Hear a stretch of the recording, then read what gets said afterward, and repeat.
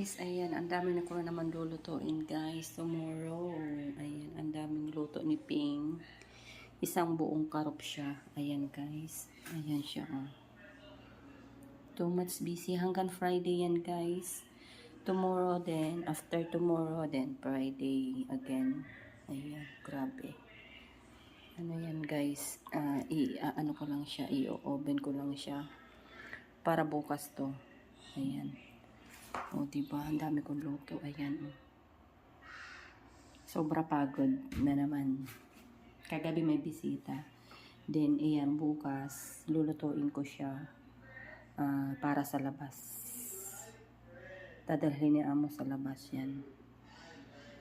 Magpiprepare na ako ngayon. Imamarinate ko na siya ngayon para